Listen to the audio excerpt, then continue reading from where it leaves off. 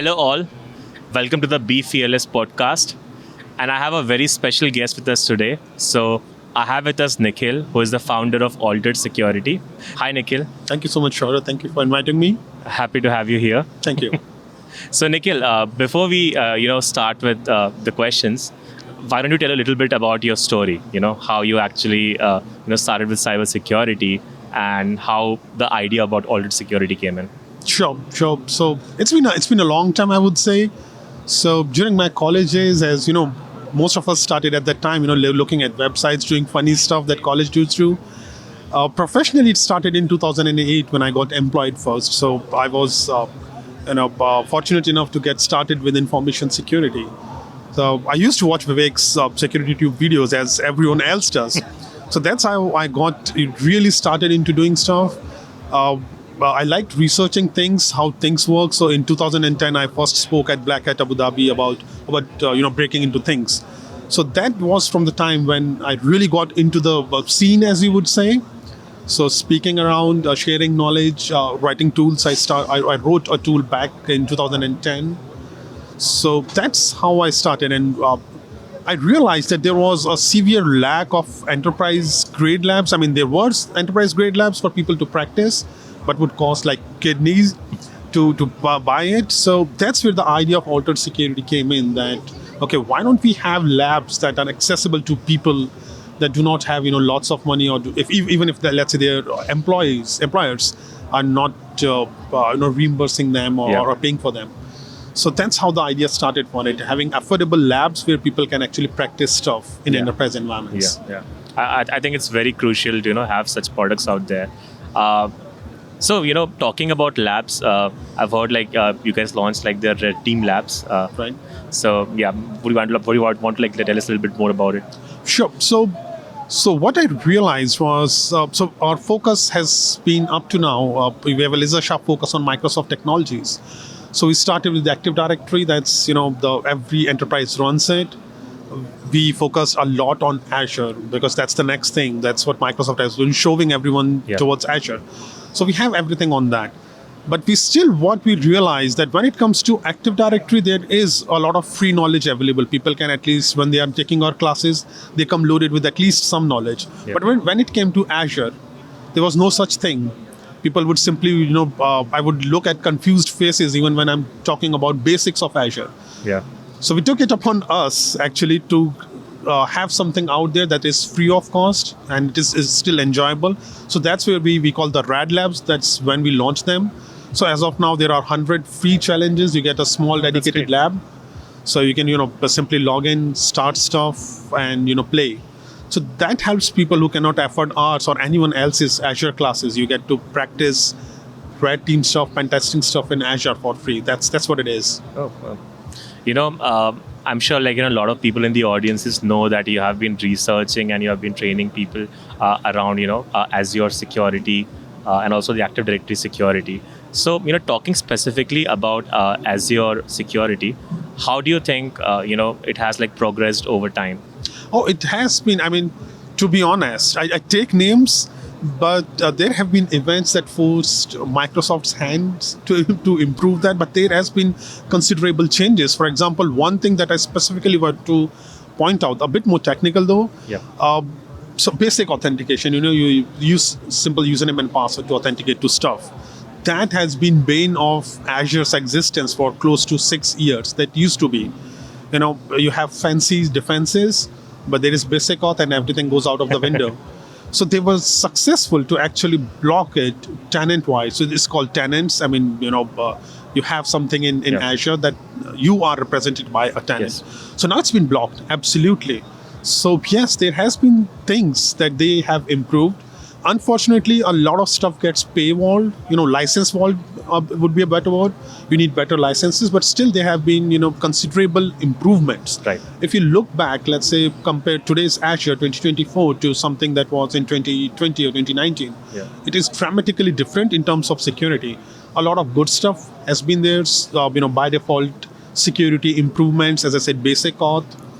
They've been pushing some paid, but some nice stuff. So yeah, it's been improved. It's been improved. So, what do you think organizations should look forward to for protecting their their Azure setup going forward? Like, what are the key points you would want to highlight? One thing, of course, would be MFA. Right. So Microsoft has been literally shouting their lungs out, to enable MFA. And thankfully, there is no additional. I mean, yeah, you can enable MFA using different methods in Right. Azure, but there are freeways as well. And it is true that it actually stops. So they claim, if you look at Microsoft's digital defense report, they would say that it stops 99% of attacks. Yeah. Debatable, but yes, 99% of password guessing attacks. That is something that would actually, that's the easiest thing I would say. Yeah. That protects you from a lot of attacks, because it is not a network-based parameter anymore. Specifically, when you're talking about cloud, it is the identity that is the parameter. Your identity gets compromised, you're a toast. Right. Right. So that's MFA, I would say. Yeah, yeah. Taking a step back, nowadays, people use a lot of identity solutions, right? But we have noticed that there are a lot of times there are a lot of new SaaS applications that might come up, and employees, might not have the option of using an SSO on that website, like a single Right. sign on that website. Right. So they end up typing a normal passwords there. Right. And sometimes they may end up putting passwords which are let's say from their own organization there, and overall organizations will not have much visibility around what kind of passwords they're putting on those websites. True. And if any kind of breach happens there, it's definitely bad for the organization. So what are your views about this situation? This is a very, very real threat, and happens all the time. Yeah. I mean, as you said, some employee would sign up for a fun website or something, Yeah. get free printouts, also anything stupid like that. Yeah. But they would use single passwords, same password as they would use, let's say, for their business email. Yeah. And the lingo BEC, the business email compromise, that's where it steps in. Yeah. Someone will find you out, or the person who uses that tries it against your business email, and Yeah. and it's over. Yeah. I mean, unfortunately, for a lot of times, as soon as there is a BEC, that spreads so fast Yeah. that before you even realize that something wrong is going on, a lot of stuff is cooked. So yeah, that's a very real threat. Organizations have tried to use sort of password managers for that, Yeah. but can't be solved if someone is using the same thing for personal websites. That's true. That's true. To be honest, the only way is the existing way is to probably not using passwords in an organization. That's true. Move to FIDO keys or something like that. But that takes time, expense, Yeah. work culture change. Yeah. So right now there is no one way Yeah. or not a single recommendation that could actually protect you from this stuff like that. And this is very real, Yeah. very real. Yeah. Talking about these newer trends, I think AI is also becoming quite common now. And attackers have started using, any kind of LLMs to generate email messages which are grammatically correct. True. So, what do you think is, more we can see in future from AI? A lot of stuff. So of course that's one of the things that is being used. Writing more compelling emails Yeah. using AI. What I also expect is probably it's already been done. Yeah. Is if you compromise, let's say, a vendor of an organization, Yeah. and who frequently exchange emails with others. Yes. You can use AI to do a lot of stuff pretty quickly. For example, guessing the email format of the target organization. Of Yeah. course, that can be Yeah. done manually as well. Yeah. But if a machine helps you, that would be Yeah. faster. Definitely speed things up. Yeah. Exactly. Writing codes, that has also been demonstrated. Yeah. Breaking out sort of the sandbox of AI, asking them to write quick reverse shells or Yes. codes for you. Yes. So that is something. And to be honest, I'm not an expert on that. Yeah. It is changing so fast that something that looks unthinkable Yeah. is out there to try in an year, in 6 months. That is Yeah. because all the tech giants are, really focused on that. So, can't really predict, but expect everything. Yeah, that's true. Expect That's true. everything. They writing malware for you. They're writing your phishing emails. Yeah. They're suggesting you, attack paths, probably that. Yeah. So everything, expect everything. That's what I would say. That's true. Also, browser has always been entry gate for many of these attacks, because these phishing emails or whatever we are talking about often are accessed through the browser. So what is your take on browser security, and how do you feel is like important for enterprises to look at? It is. So, for example, even when we teach our classes, there's a lot of demand for initial access attacks. It is how do we get a foothold? So we use techniques like device code phishing, for example, illicit consent grant, attacker in the middle. So all of these are phishing-based attacks. Yes. At one point or another, the victim, the target, they needs to use their browser. They click on something, they enter their credentials somewhere, they open an attachment. There is an interaction. Browser is there. And there's kind of metaphor that goes around that browser is the new Alsace. All the secrets. I mean, it is I would not say even Alsace. It's a sort of an OS in itself now. There's so many things that goes there, and that's the primary thing that employees, people, they use for interacting with stuff. So it takes precedence over, I believe, over everything. Even your credential storage on your OS, the browser takes precedence over that as well. It has been ignored for long. Yes. What organizations, what I have seen, would usually rely on is the endpoint security. Your employees are downloading an attachment. Okay, as soon as it is downloaded, then we will step in and scan it. If someone is visiting a phishing website, okay, probably our spam filters would catch it. Yes. So that is a big area. That is something that has been ignored for long. So having seen what SquareX has been doing for that, I mean, I've seen a couple of demonstrations. That has been fantastic. I can tell you that.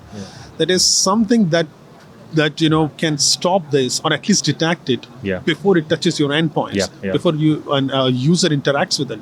That is amazing. For the first time when I saw that, I had to watch it again. That is it real what I'm looking at? Because once you see it, it looks pretty simple. Once someone else figures it out, that looks okay. That was stupid simple. Why has no one else looked at it? And that's the beauty of the stuff. I mean, when you see it, you look at, okay, why was I not doing it, or someone else have not done it? It is fantastic that this is something that has been ignored for a long time. There is, as far as I know, there have been simple plugins that can block scripts for you. Let's say NoScript is a popular one for Firefox. So there have been plugins that could stop stuff, some of it. But actually taking it to the enterprise level and being effective, that is very impressive. That is something I've never seen ever. Yes, and not just detecting. I think there's one more thing that we focus a lot on. I'm sure you have seen that as well, which is the attack part. Like how we bring the visibility. True. So I feel like that would also be something that most enterprises will love. Absolutely. Absolutely. Visibility is the key. I mean, you can't protect anything if you can't see it.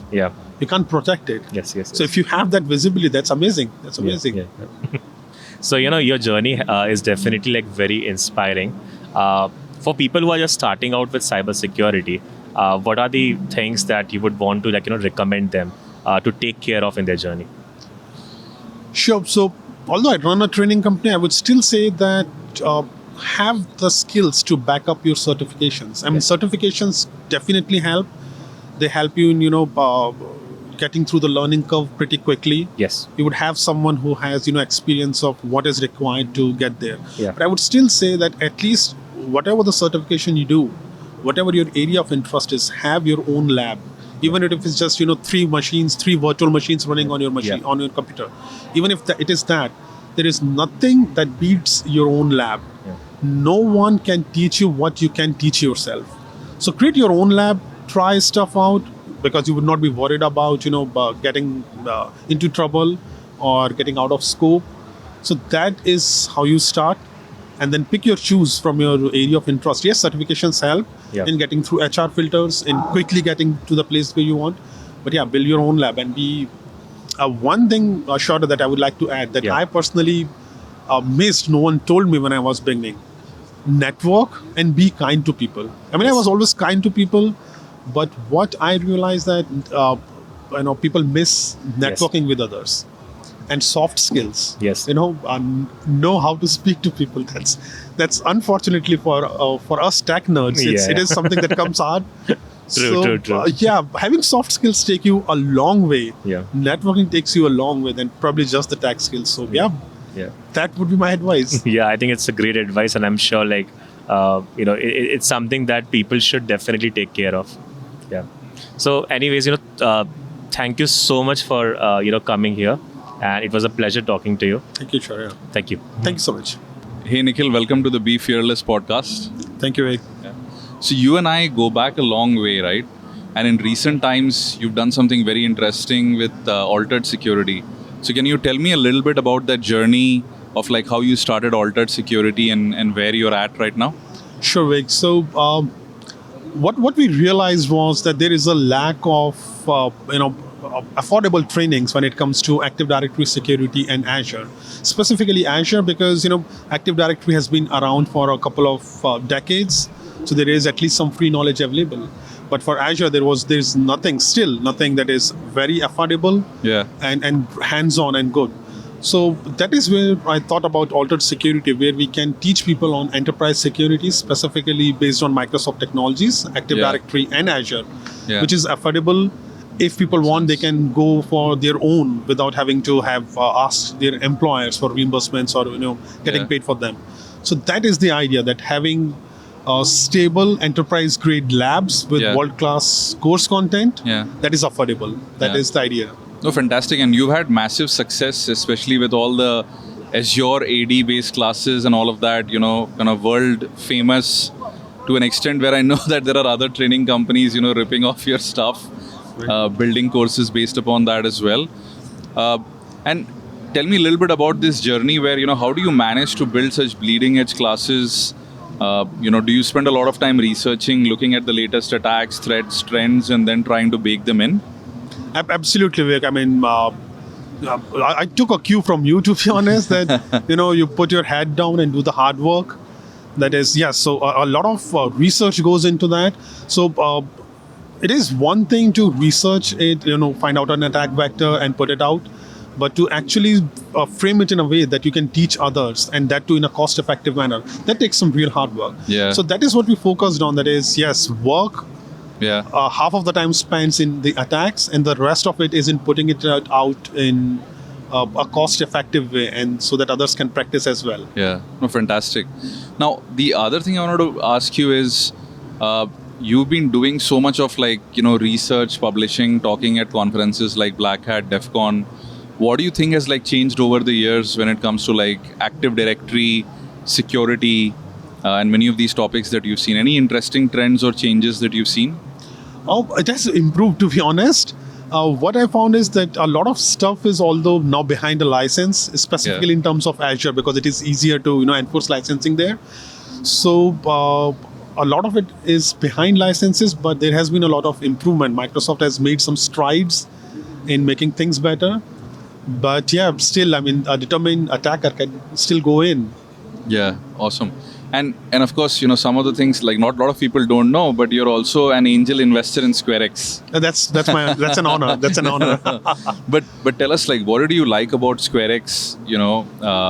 Based upon what we do, that you agreed to be an angel investor. Absolutely. So what I found out, Vivek, is that browser security is something. So when we teach classes, we get to teach. We are fortunate enough that we teach everyone, right from smaller organizations to governments to Fortune 1000 companies. So what we found out is that there is a lot of demand for how do we get in the initial access? How do we get a foothold? That starts from browser all the time. And what I found that there was no one looking at browser security. And when I looked at what SquareX was doing, that was fantastic. It looks simple. Once you figure it out, then it looks simple. But there was a huge gap. No one was looking at how people are getting in initial access. Organizations were relying on endpoint security measures to stop phishing attacks. But what SquareX did was that I was getting really into the browser and then stopping attacks. That is fantastic. I don't think anyone else has been doing that, and it was something that I think that fundamentally changes enterprise security and defense. Right. So that's the reason. Awesome. I mean, I know that now you're fully entrenched into cybersecurity training, and also give us some interesting roadmap for the next 1 year that you're planning, which kind of is exciting to you. For our classes, I would say There's a lot of demand for evasion related stuff, Yeah. initial access related stuff. People always ask for that. How do we get foothold? Yeah. So what we are going to focus on, is how do you evade defenses so that people can fix their own stuff. Yeah. A lot more stuff on cloud. So that is what we are looking at. Okay. Awesome. And like DEF CON, absolutely like new place this time around. What has your experience been? Fantastic. I mean, as a vendor, this is our first year at DEF CON. I've been a speaker here a few times, but as a vendor, this is the first time, and it has been fantastic. So being on the other side of the table, that's a different game now. Yeah. So, but I'm liking it. I liked it a lot. Yeah, awesome. I know the team has taken a very long podcast with you already, so we'll probably like merge both of these. Sure. But thank you once again for being on the podcast, trusting SquareX as a company, and looking forward to like a great association. The pleasure has been entirely mine, Vivek, and an honor, to be honest. Thank you so much, Nikhil. Thanks. Thank you.